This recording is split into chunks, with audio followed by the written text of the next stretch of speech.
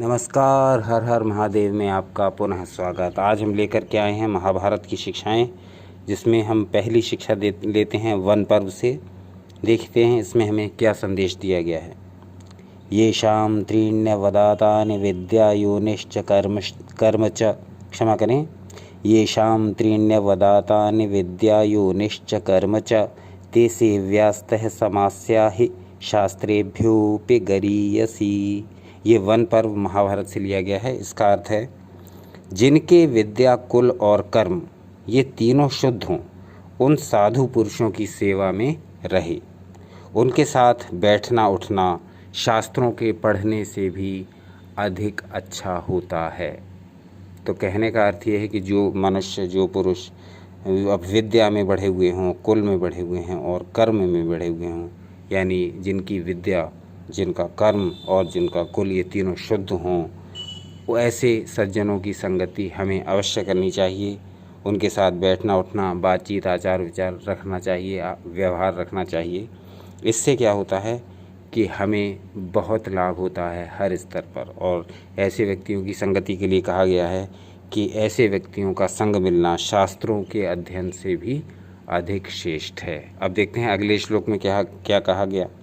ये भी महाभारत वन पर्व से लिया गया है। इसमें कहा गया है असताम दर्शनात् स्पर्शात् संजल्पाच्च सहासमात् धर्माचारः प्रहीयन्ते सिद्धयन्ति च न मानवः। इसमें कहा गया दुष्ट मनुष्यों के दर्शन से, स्पर्श से, उनके साथ वार्तालाप करने से तथा एक आसन पर बैठने से धार्मिक आचार नष्ट हो जाते हैं और मनुष्य किसी कार्य में सफल नहीं हो पाते। तो जैसे पिछले श्लोक में सज्जन पुरुषों की संगति करने के लिए कहा गया था, इस श्लोक में जो दुष्ट पुरुष हैं उनकी संगति न करने के लिए कहा गया है। एक बार फिर से इसका भावार्थ देख लेते हैं।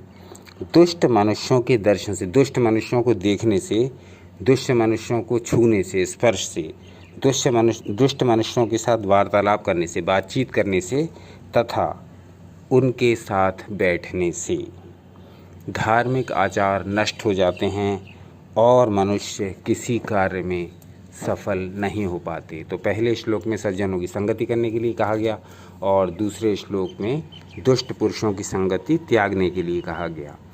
तो ये था हमारा आज का श्लोक और आज के 2 श्लोक महाभारत वन पर्व से और उनकी शिक्षाएं। तो इसी प्रकार के और अन्य ज्ञानवर्धक सूक्तियाँ, श्लोक, मंत्र और विभिन्न प्रकार की जानकारियाँ जो कि प्राचीन भारतीय संस्कृत साहित्य से ली गई है, वो आपके समक्ष निरंतर प्रस्तुत करते रहेंगे। देखते रहिए आपका अपना चैनल हर हर महादेव।